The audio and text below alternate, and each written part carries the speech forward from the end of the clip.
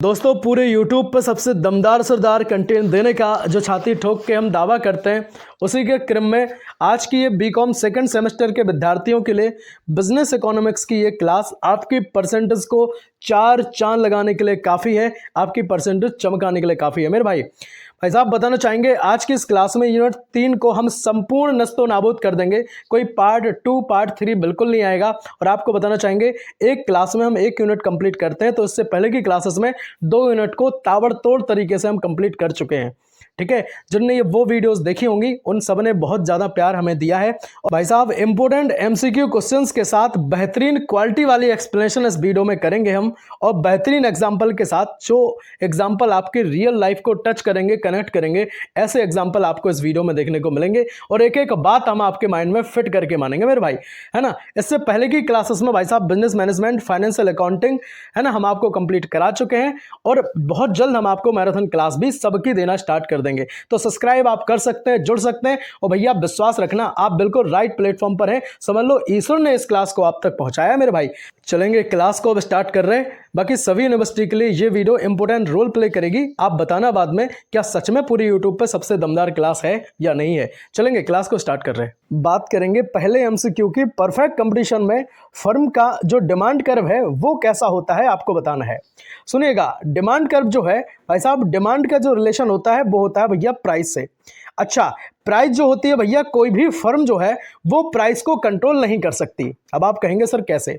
देखिए इस तरह से कि भैया आपकी दुकान है, ठीक है, बहुत सारी दुकानें यहाँ पे लगी हैं, ठीक, बहुत सारी दुकानें लगी हैं और ये सब्जी की दुकान है मेरे भाई, है ना। सब्जी की दुकानों में ये सब जो आलू बेच रहे हैं वो 22 रुपए प्रति केजी, यानी कि 22 रुपए किलो जो है वो आलू बेच रहे हैं।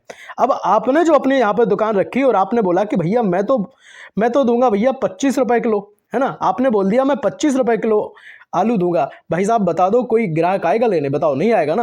वो कहेगा मैं बगल वाले से ले लेता हूं, वो 22 दे रहे हैं। सिंपल सी बात है। तो भाई साहब इस तरह से अगर 22 रुपए केजी सभी दुकानदार बेच रहे हैं तो फिर आपको भी वही दाम से बेचना पड़ेगा, अन्यथा ग्राहक जो है मेरे भाई वो चला जाएगा आपसे। तो इसी को कहेंगे कि जो आपका कंपटीशन है वो कैसा है। आपने कहा भैया परफेक्ट कंपटीशन को इस श्रेणी में हम रखते हैं। सिंपल सी बात है। और ये जो प्राइस है वो सीधा चल रहा है, यानी कि 22 रुपए केजी चल रहा है तो वही चलेगा। जो रेट डिसाइड किया गया है वो मार्केट डिसाइड करेगा, है ना। यानी कि मार्केट में जो चीजों का प्राइस है वो फिक्स हो जाएंगे मेरे भाई। चलेंगे। अच्छा देखिए, जैसे भाई साहब जो दाम चल रहा है वो सीधे चल रहा है। अब आपने क्या किया, थोड़ा सा आपने दाम जो है वो चेंज कर दिया, तो फिर यहाँ पे ग्राहक जो है वो भाग जाएगा। समझ गए कि नहीं समझे? बहुत बढ़िया, बहुत बेहतरीन। अब हम यहाँ पे आपका ऑप्शंस पढ़ने में टाइम वेस्ट नहीं करेंगे मेरे भाई, है ना। सीधे बात करेंगे राइट आंसर की। तो ऑप्शन सी इस क्वेश्चन का राइट आंसर हो जाएगा सीधा, यानी कि हॉरिजॉन्टल। आप समझ गए, क्योंकि दाम जो है वो एक साथ चल रहा है। ठीक है, अब यहां पे हम 2 से 3 लाइन में एक्सप्लेनेशन जो है वो पूरी कंप्लीट करते हैं। सुनिएगा, एक भी चीज हम छोड़ेंगे नहीं मेरे भाई। देखिए फर्म प्राइस जो है वो कंट्रोल नहीं कर सकती। कोई भी फर्म है या दुकान है वो प्राइस कंट्रोल नहीं कर सकती। क्यों नहीं कर सकती? मैंने आपको एग्जांपल के साथ समझाया है। मार्केट प्राइस जो है वो फिक्स होता है। क्यों? जैसे भैया 22 रुपए प्रति केजी अगर आलू चल रहे तो वही रेट पे आपको बेचना पड़ेगा। अगर आपने दाम बढ़ाए तो भैया कोई नहीं खरीदेगा आपसे। सिंपल सी बात है। हर क्वांटिटी उसी प्राइस पर फिर बिकेगी, है ना। आप कोई भी मात्रा आप ले लो उसी प्राइस पे बिकेगी। थोड़ी बहुत यहाँ पे अगर आप चेंज करना चाहें तो फिर वो 10 किलो या फिर 20 किलो अगर कोई खरीदता है तब वहां जाकर के चीजें होती हैं, तो फिर वो सब कर सकते हैं ये चीज। ठीक है, कोई एक अकेला नहीं करेगा। इसलिए डिमांड जो है वो सीधी रेखा में रहेगी। समझ गए कि नहीं समझे? बताओ समझे या नहीं समझे? हो सकता है कि पहले क्वेश्चन को समझाने में टाइम ज्यादा लग गया हो, लेकिन एक एक चीज आपके माइंड में फिट करना मेरे भाई बहुत ज्यादा जरूरी थी। अब एग्जाम्पल के साथ सुन लो तो पूरा इस चीज को आप कंप्लीट कर जाओगे। सुनिएगा, देखिए तुम मंडी में आलू बेच रहे हो। सिंपल सी बात है। पास में 50 लोग वही आलू 20 रुपए प्रति किलो बेच रहे हैं। सुनना, वही आलू जो है वो 20 रुपए प्रति किलो बेच रहे हैं और आप बोलोगे कि भैया मैं तो 22 बेचूंगा, है ना, 22 रुपए प्रति केजी बेचूंगा। तो भाई ग्राहक क्या करेगा? बगल में तुरंत बगल वाले दुकानदार से खरीद लेगा, है ना। मजबूरी में तुम्हें भी क्या देना पड़ेगा? आपने कहा भैया 20 ही बेचना पड़ेगा।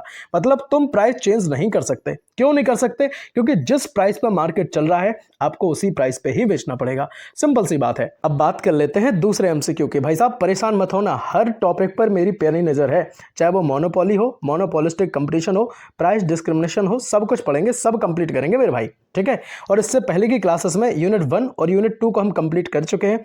आज की इस क्लास में यूनिट 3 को, है ना, यूनिट 3 को संपूर्ण नस्तो नाबूद कर देंगे। कहीं मॉडल सीरीज से आपको पढ़ने की जरूरत नहीं पड़ेगी, है ना।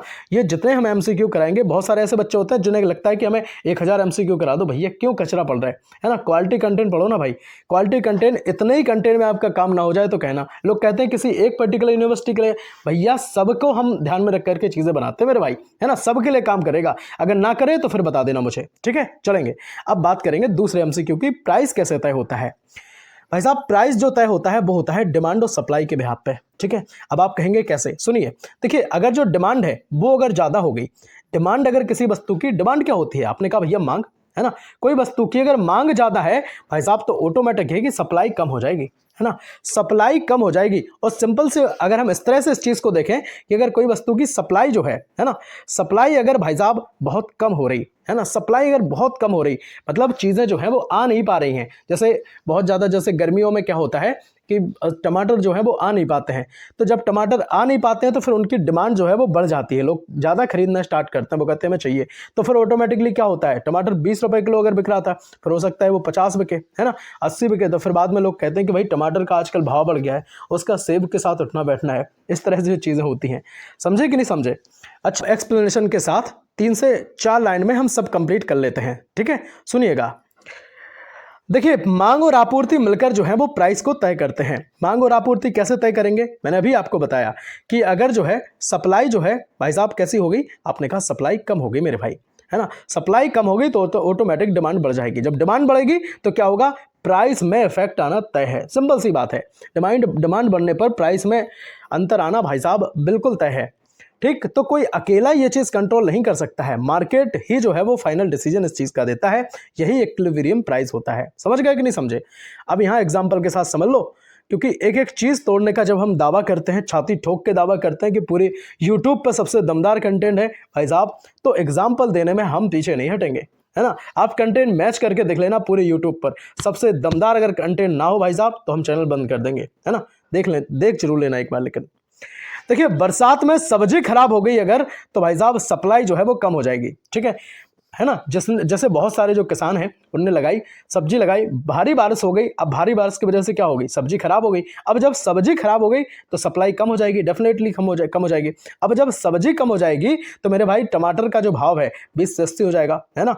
जो और तमाम तरीके की जो चीजें हैं उनका जो भाव है ऑटोमेटिकली क्या होगा, आपने कहा भैया बढ़ जाएगा, क्योंकि मांग ज्यादा है और सप्लाई कम है। समझे कि नहीं समझे, मांग ज्यादा है, ध्यान से सुनना बात, और सप्लाई कैसी है, कम है ना। नोट्स अपने जरूर बनाते जाना, अगर नोट्स नहीं बना पा रहे फिर आप हमसे कह सकते हैं नोट्स के लिए, ठीक है, फिर आप हमसे नोट्स के लिए कह सकते हैं, है ना। 92 36 32 92 36 32 63 96 इस नंबर पर आप हमें व्हाट्सएप कर सकते हैं, नोट्स के लिए बोल सकते हैं। एक सब्जेक्ट के कंप्लीट नोट्स भैया हम मात्र 100 रुपये में आपको देते हैं, बहुत ज़्यादा तगड़ा ये प्राइस नहीं है मेरे भाई, है ना। और केवल ऐसा नहीं कि केवल यही देंगे हम आपको, इसके साथ हम आपको जो मैराथन क्लास बना के देंगे ना, चाहे आप फाइनेंशियल अकाउंटिंग की हो, बिजनेस मैनेजमेंट की हो, सबकी जो हम क्लास आपको देते हैं, मैराथन जब हम देंगे आपको तो उसके भी नोट्स हम आपको डाल के देंगे इसी 100 रुपये में।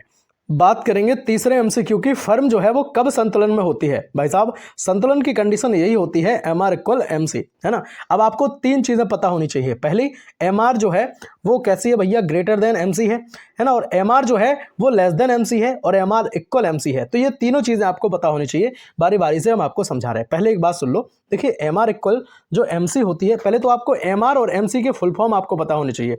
बताओ क्या होता है, इसको कहते हैं मार्जिनल रेवेन्यू। क्या कहते हैं, मार्जिनल रेवेन्यू, इसको कहते हैं मार्जिनल कॉस्ट, ठीक है। मार्जिनल रेवेन्यू हिंदी में इसको कहते हैं भैया सीमांत आय। क्या कहते हैं, सीमांत आय। और इसको MC को क्या कहते हैं, तो आपने कहा सीमांत लागत कहते हैं, ठीक है। क्या कहते हैं, सीमांत लागत कहते हैं, फिर से सुन लेना। अच्छा, MR = जो MC होता है भाई साहब, इसके बारे में सुन लो। यह क्या होती है भैया कि यह फर्म ना तो बहुत कम उत्पादन करती है और ना बहुत ज्यादा करती है, ठीक है।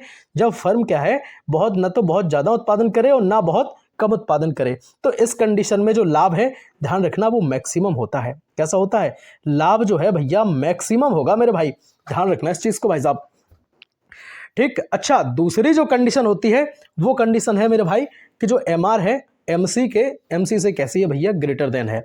तो MR बड़ा है, MR यानी कि जो आपकी सीमांत आय है, सीमांत आय आपकी बड़ी है, किससे, आपकी जो लागत है उससे, ठीक है। आपकी लागत से आय आपकी बड़ी हो गई, तो सिंपल सी बात है कि आय जब लागत से आपकी बड़ी हो जाएगी तो आपको यहाँ पे लाभ होगा।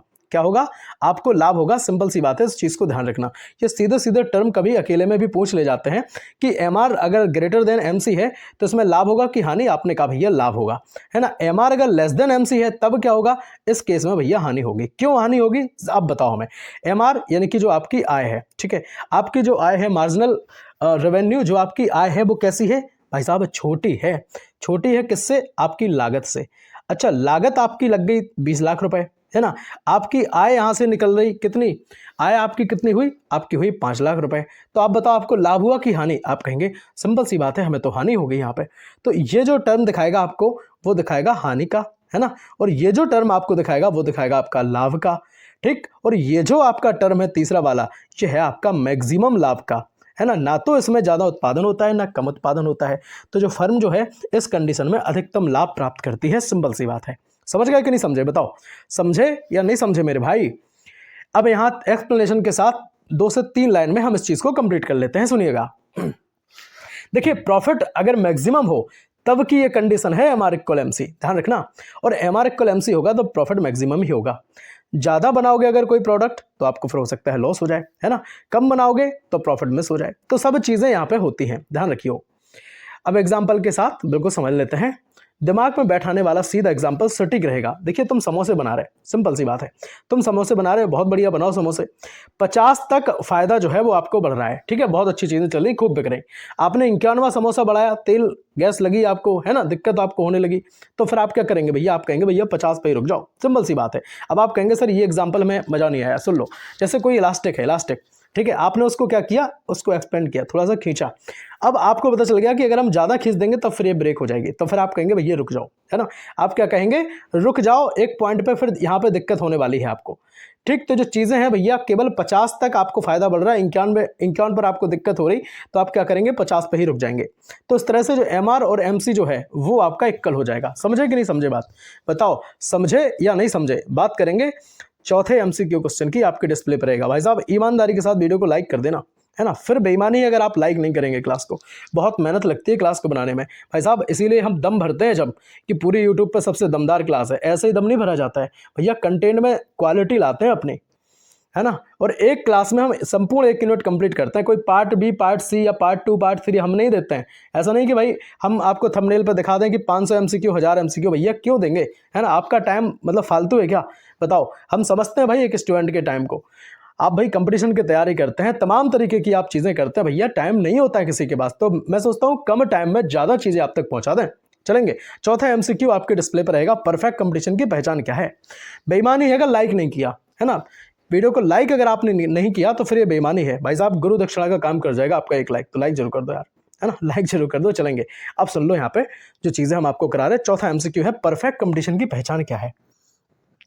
अच्छा, परफेक्ट कंपटीशन की अगर हम पहचान की बात करेंगे तो समान प्रोडक्ट। अब आप कहेंगे कि समान प्रोडक्ट कैसे होगा, सुनो। देखो, ग्राहक को जो खरीदने वाली वस्तुएं हैं वह सभी दुकान पर एक जैसी लगे, है ना। मतलब सभी प्रोडक्ट एक जैसे हों, ठीक। सभी प्रोडक्ट कैसे हों, आपने कहा भैया एक जैसे हों। तो इस कंडीशन में कहेंगे कि जो बायर है वो फर्क नहीं कर पाएगा। बायर क्या करेगा, खरीदने वाला फर्क नहीं कर पाएगा, ठीक। तो कोई भी मतलब कोई ब्रांड नहीं है, ऐसा नहीं कि भाई आप प्रॉपर सोचो कि एक कोई ब्रांड है, नहीं ब्रांड नहीं है, सब चीज़ें एक जैसी हैं। तो उस कंडीशन में भाई कंपटीशन बहुत ज़्यादा हो जाएगा कि नहीं हो जाएगा। अब बताओ, यहाँ से देखेंगे कि जैसे गेहूं खरीदते समय अब कोई नहीं पूछेगा कि ये किस ब्रांड का है, ठीक है। बस सबको सस्ता चाहिए और अच्छा चाहिए। आप कहेंगे बढ़िया दे दो यार, अच्छा सा, है ना। चलेंगे, 5 नंबर का एमसीक्यू आपके डिस्प्ले पर रहेगा। मोनोपोली क्या होती है भाई साहब, मोनोपोली समझ लो पहले। देखिए मोनोपोली में क्या है, एक कोई मोहल्ला है, ठीक, ऐसे समझो कोई एक मोहल्ला है। अब वहाँ मोहल्ले में कोई दुकान नहीं है, केवल एक दुकान है, ठीक, एक दुकान है। अब आपको चाहिए कोई चीज़, है ना। अब वो अपने हिसाब से चीज़ें बेचेगा। क्यों बेचेगा, क्योंकि वहाँ पे कोई कंपटीशन ही नहीं है, दूसरा कोई दुकानदार ही नहीं है जो उसका क्या करे, उसका विरोध करे, है ना। अब उसको बेचना है सरसों का ऑयल। अब सरसों का ऑयल वो कहेगा कि मैं तो बेचूंगा 500 रुपए किलो, है ना, 500 रुपए का 1 किलो में बेचूंगा। अब आपको अगर जरूरत है तो फिर आपको लेना पड़ेगा, है ना। सिंपल सी बात है यहाँ पे, समझे कि समझे, बताओ। तो यहाँ पे एक ही सेलर होता है। कहाँ सेलर होता है, एक ही, पूरे मतलब मोहल्ले में, एक एरिया में एक ही सेलर होगा। और वो क्या करेगा, वही प्राइस जो है वो तय करेगा, मतलब मन के भाव वो चीज़ें बेचेगा, है ना। अब यहाँ एक्सप्लेनेशन के साथ समझ लेते हैं। देखिए, एक ही सेलर होगा, कोई कंपटीशन वहाँ होगा ही नहीं, तो ऐसी जगह क्या है भाई, एंट्री मतलब मुश्किल है चीज़ों की, और प्राइस क्योंकि वही तय करता है। अब अगर आप वहाँ अपनी दुकान रख लेते हैं, ठीक है, आपने वहाँ अपनी दुकान रख ली, वो हो सकता है कि अपनी प्राइस थोड़े कम करके बेच दे कुछ दिनों तक, तो फिर आपका नुकसान हो जाएगा, है ना, आप चीज़ें नहीं कर पाएंगे, तो वहाँ भी दिक्कत होती है। और अगर आपने थोड़ा बहुत हिम्मत बांध के अगर दुकान वहाँ खोल दी, तो फिर उसका प्रॉफिट क्या है ना, फिर शेयर हो जाएगा आपके साथ। देखिए, सोचो तुम्हारे गांव में सिर्फ एक ही पानी का टैंकर वाला है, वो बोले कि 500 रुपए में हम भैया देंगे, तब फिर क्या करेंगे आप कहेंगे भैया पानी तो चाहिए, है ना, ऑप्शन ही नहीं है, तो फिर लेना पड़ेगा। समझे कि नहीं। बात करेंगे छठवें एमसीक्यू की, मोनोपोली में डिमांड कर्व कैसा होता है। देखो, इसको हम पहले आपको ऐसे समझाते हैं कि देखिए, ज़्यादा बेचने के लिए प्राइस आपको कैसा करना पड़ेगा, आपने कहा कम करना पड़ेगा, ठीक है।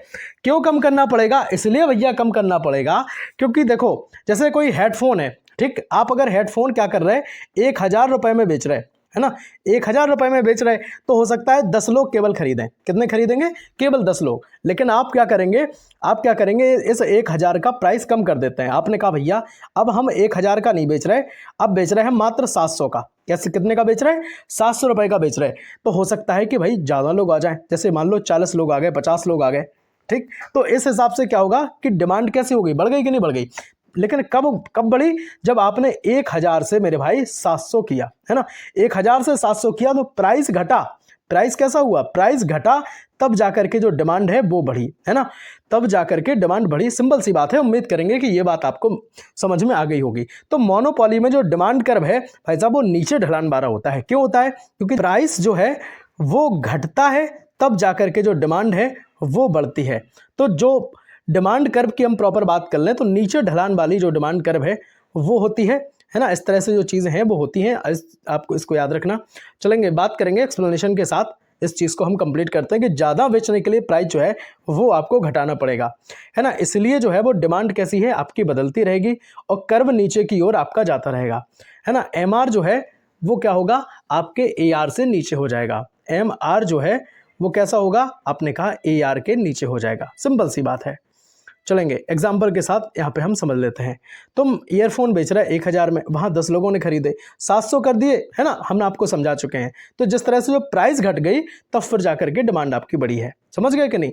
अब 7 नंबर का एमसीक्यू आपके डिस्प्ले पे है, समझिएगा। मोनोपोली में ज़्यादा प्रॉफिट कब होता है, बताओ। मोनोपोली में ज़्यादा प्रॉफिट कब होता है, तो भाई साहब ज़्यादा प्रॉफिट जो होता है वो तब होता है जब इनकम ज़्यादा हो जाए। इनकम कैसी हो आपकी, इनकम आपकी ज़्यादा हो जाए और खर्च आपका कैसा हो भैया, कम हो जाए। ध्यान रखना, इनकम आपकी कैसी हो जाए, ज़्यादा आय ज़्यादा हो जाए और खर्च कम हो जाए। तो इस हिसाब से हम देखेंगे कि मोनोपोली में प्रॉफिट होता है। ठीक, समझे कि नहीं समझे। अच्छा, एक चीज़ और यहाँ पे समझ लेते हैं कि जो आपको यहाँ पे दिख रहे हैं AR AC वगैरह, AR और AC आपको जो दिख रहे हैं, देखिए ये मतलब क्या होते हैं, AR क्या है, AC क्या है। AR समझ लो, AR है आपका एवरेज रेवेन्यू। क्या है, एवरेज रेवेन्यू जो है वो AR है। अच्छा, AC क्या है, AC जो है आपकी एवरेज कॉस्ट है। क्या है, एवरेज कॉस्ट आपकी जो है आपकी रहेगी AC। समझे कि नहीं समझे। जब आपकी कमाई जो है, जब आपकी जो कमाई है वो क्या हो, है ना, आपकी कमाई उसे बनाने के खर्च से ज़्यादा हो जाए, है ना, उसको बनाने के खर्च से कैसी हो जाए, आपने कहा भैया ज़्यादा हो जाए, तो फिर कंपनी को क्या होगा, आपने कहा सुपर नॉर्मल प्रॉफिट होगा, यानी कि असमान लाभ जो है वो आपकी कंपनी कमाएगी। ठीक, कमाएगी कि नहीं कमाएगी। अब जरा यहाँ से समझ लेते हैं। जैसे इनकम जो है आपकी ज़्यादा हो गई, खर्च आपका कैसा हो गया, आपने कहा खर्च आपका कम हो गया इनकम से, तो कंपटीशन यहाँ पे ज़्यादा नहीं होगा, है ना, प्राइस हाई आप यहाँ पे रख सकते हैं, तो प्रॉफिट यहाँ ज़्यादा होगा। लॉन्ग रन में ये चीज़ें पॉसिबल होती हैं लंबे टाइम के लिए, है ना। तो ऑप्शन सी इस क्वेश्चन का राइट आंसर रहेगा। AR जो है वो ग्रेटर रहेगा AC से। AR मतलब एवरेज रेवेन्यू जो है वो आपकी जो लागत है, एवरेज रेवेन्यू आपकी लागत से ज़्यादा रहेगा। देखिए, आय अगर आपकी लागत से ज़्यादा रहेगी तो सिंपल सी बात है कि हमें यहाँ इस केस में हमें प्रॉफिट होगा। बताओ समझे कि नहीं समझे, है ना, समझे या नहीं समझे बताओ। एग्जाम्पल के साथ समझ लो, तुम्हारी कॉस्ट है 100 रुपये, ठीक, अब तुम 300 में बेच रहे हो, वहाँ कोई कंपटीटर है नहीं, तो आराम से सीधा प्रॉफिट आपको 200 रुपये का हो जाएगा। ठीक, 8 नंबर का MCQ आपके डिस्प्ले पे है। एक बार कमेंट जरूर कर देना कि सच में समझ में आ रही चीज़ें, है ना, एक बार कमेंट भाई साहब करना बिल्कुल मत भूलेंगे। और 8 नंबर का MCQ है, प्राइस डिस्क्रिमिनेशन क्या है। अच्छा, प्राइस डिस्क्रिमिनेशन को समझ लेते हैं। भाई एक ही चीज के अलग अलग दाम, समझे कि नहीं समझे, एक ही चीज के अलग अलग दाम वसूलना, ये क्या है, मैंने कहा यही प्राइस डिस्क्रिमिनेशन का खेल है। यहां से प्रॉफिट कमाया जाता है। कैसे? आप सिनेमा देखने गए, है ना, आप क्या किया आपने, आप सिनेमा देखने गए और सिनेमा हॉल में, सिनेमा की स्पेलिंग एस से शुरू नहीं होती, सी से होती है, ठीक है। सिनेमा देखने आप गए तो सिनेमा में क्या हुआ मेरे भाई कि वहाँ पे 150 रुपये का जो टिकट है वो दिया जा रहा था स्टूडेंट को, और 300 रुपये का जो टिकट है या फिर 250 रुपये का जो टिकट है वो एडल्ट को दिया जा रहा था। तो यहाँ से क्या हुआ, इसी को कहते हैं प्राइस डिस्क्रिमिनेशन का खेल। समझिए, जैसे एक ही चीज़ के अलग अलग दाम करना, एक ही चीज़, अब टिकट तो वही है, टिकट तो वही मूवी, जैसे कोई भी मूवी चल रही है सिनेमा हॉल में, है ना, जैसे अभी धुरंधर 2 आई थी, ठीक, तो अब धुरंधर 2 का जो जो प्राइस है वो मतलब अलग अलग लोगों के लिए अलग अलग है ना, अलग लोगों से अलग अलग चार्ज वसूलना। स्टूडेंट से तो 150 लिया, ठीक है, और जो आपका वो है मतलब जो एडल्ट हैं उनसे वसूला कि चलो आप 250 दो। तो इस तरह से क्या हुआ, एक ही चीज़ के अलग अलग रेट हुए और अलग अलग लोगों से अलग अलग चार्ज वसूला गया। प्रॉफिट बढ़ाने के लिए इसको किया जाता है, और रीसेल पॉसिबल इसको नहीं कर सकते, इस चीज़ को ध्यान रखना। एग्जाम्पल देख लो, सिनेमा हॉल में स्टूडेंट को 120 का टिकट और एडल्ट को 250 रुपये का टिकट, सेम मूवीज़ है लेकिन प्राइस अलग है। समझ गए कि नहीं समझे? अब यहाँ 9 नंबर का एमसीक्यू आपके डिस्प्ले पर रहेगा, समझिएगा। देखिए, मोनोपोलिस्टिक कंपटीशन की पहचान क्या होती है बताओ।